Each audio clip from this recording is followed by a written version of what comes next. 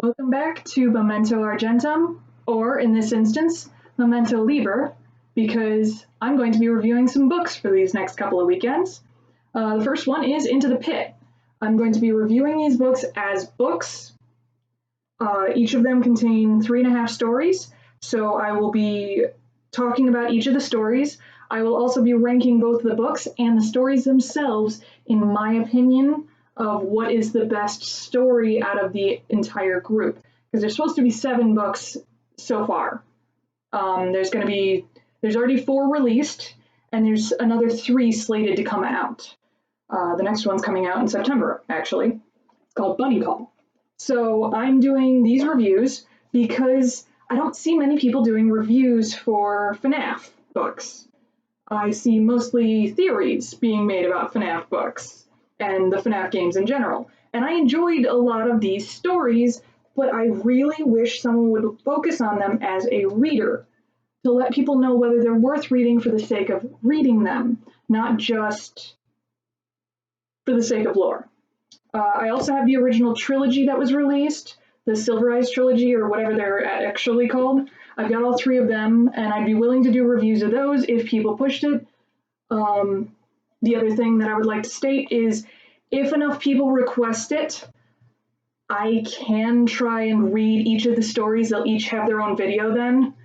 That way you can kind of get a feel for what is good and what is bad about each of the stories.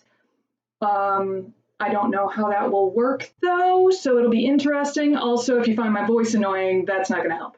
So, all right, starting off with Into the Pit. There are 3 stories in this that are named, and then there's a half a story that is just black pages at the back of the book. Each of the books have that black section in them. That's the reason I said there were 3.5 stories. And that one is a continuing story across the series. The 3 stories in this book that are named are Into the Pit, To Be Beautiful, and Count the Ways. And in my opinion, this is the best book so far. Overall, this is the best book, and I know that's setting up some high expectations. I went into this series expecting Goosebumps level books, just to explain where my thought process was. I was expecting Goosebumps level because Fazbear, Fright, like that whole vibe kind of gives off that Goosebumpsy vibe.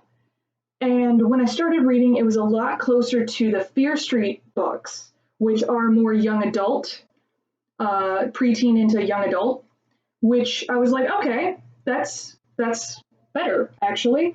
So I was pleasantly surprised by that.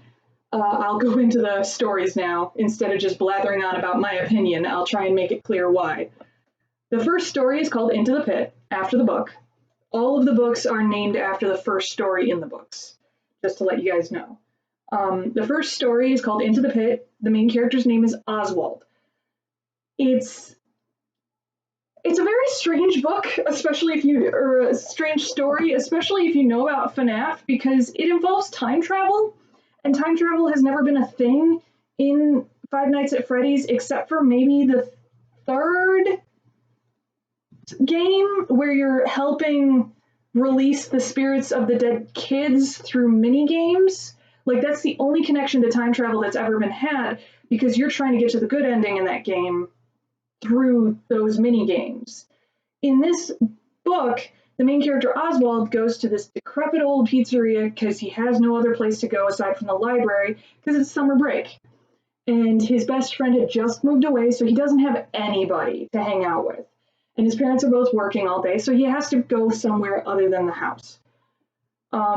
So he ends up at Jeff's Pizza, and it's clear that it was some other pizzeria, and anyone who's a fan of FNAF knows that it's clearly a Freddy Fazbear's pizzeria originally, that it's been sold to someone else when it got closed down.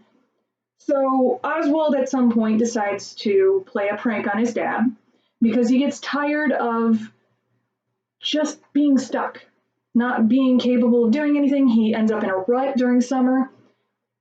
So he goes to the ball pit that they've still got. It's roped off. No one's supposed to be using it, but he goes in there to hide because he doesn't want to be found by his dad.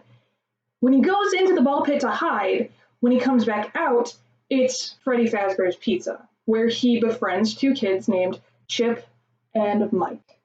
And they start getting along, and so Oswald gets into the habit of going into the ball pit when he visits Jeff's Pizza, going into the past because it's 1985, and hanging out with Chip and Mike. And then there's an incident in 1985. And the whole story centers around Oswald seeing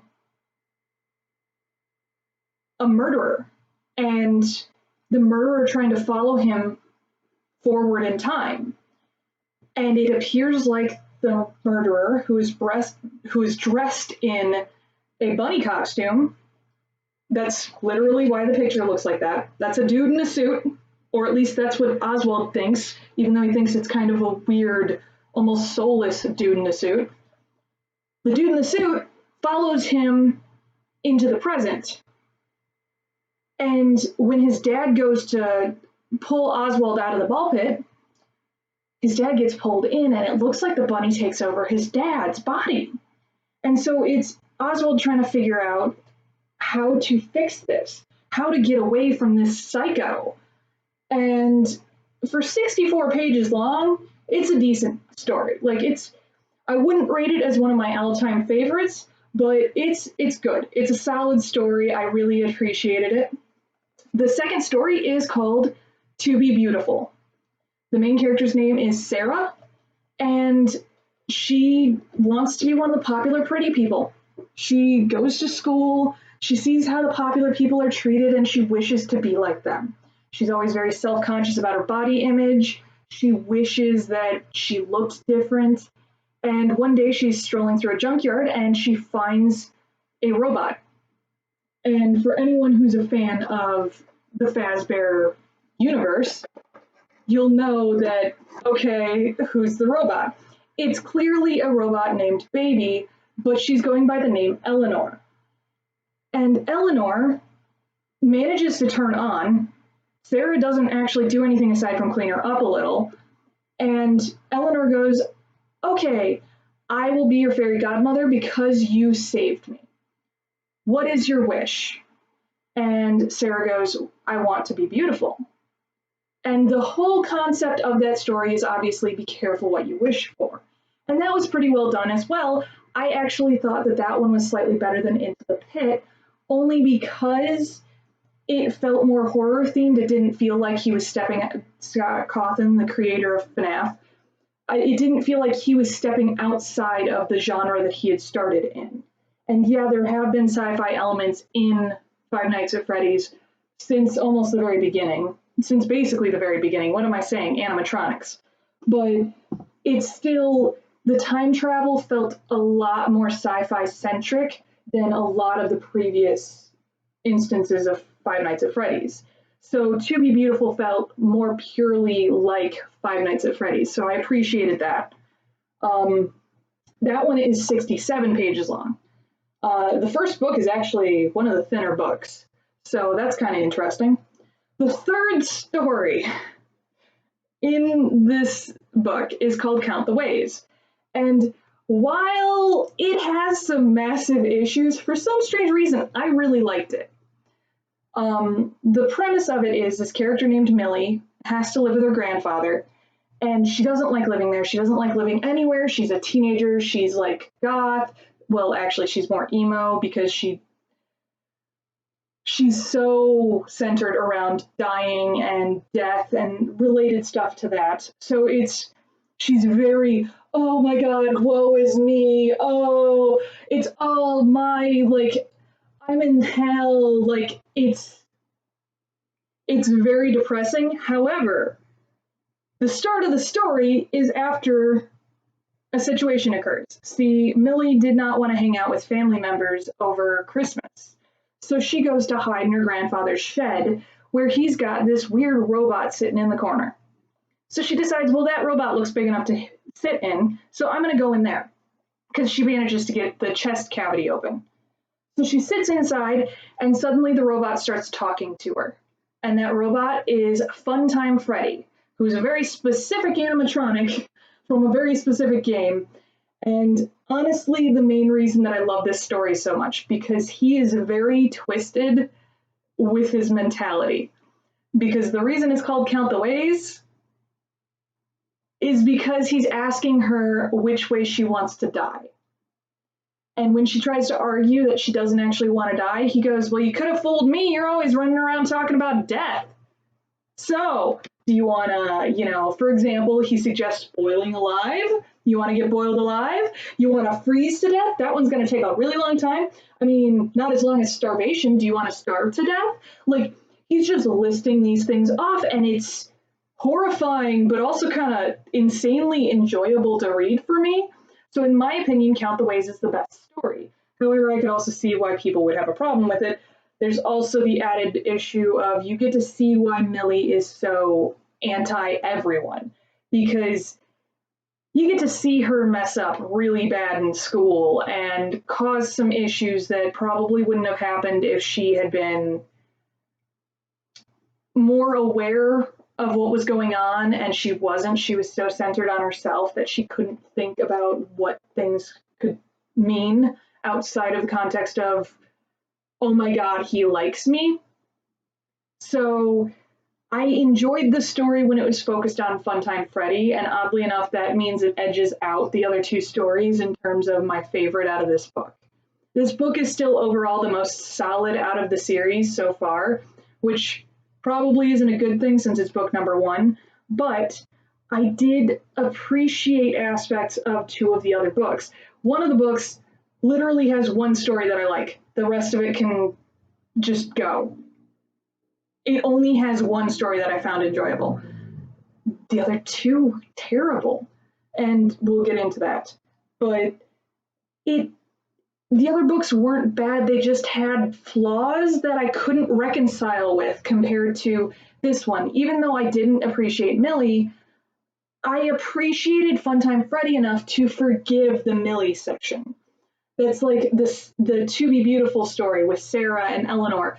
I didn't really like having to read from the perspective of a kid who's so obsessed with being beautiful and, oh my god, I'm finally turning into someone who's beautiful, oh my god. Like, there wasn't any emphasis on look at yourself until like the very end.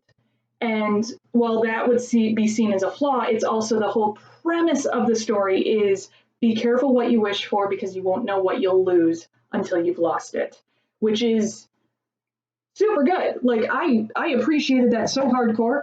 And then Into the Pit is more of an action adventure sci-fi thriller sort of vibe, which is still really good and appropriate for FNAF. So overall, this book, I would say, is the best book out of the series. I forgot to say how many pages Count the Ways was. 53 pages. So there's that. I'm going to discuss the extra story, the black pages, when I review the 4th book, because as of right now, I'm planning on completely finishing these reviews next weekend. So I can give you my opinion based off of these 4 books, and then with every subsequent book, I will give you my opinion and whether or not it's changed, and where the rankings go from there, just to make it easier. But the Black Pages, also known as the Stitch Wraith story, makes more sense when you tie it all kind of together. So I'm going to wait on that one until the 4th book. But hopefully someone finds something to enjoy about this review. I hope I didn't blather on too much. It's going to get more interesting as time goes by. My nose got smushed. Because I get to go into some other things.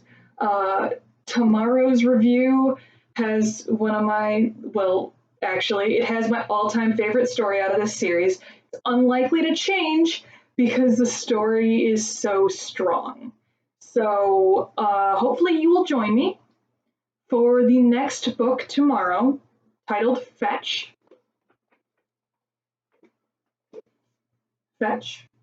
And hopefully you enjoyed this review and you don't think I'm completely nuts for reviewing this, even though I swore to only review movies from a certain time period. But hey, whatevs. Until tomorrow, adieu.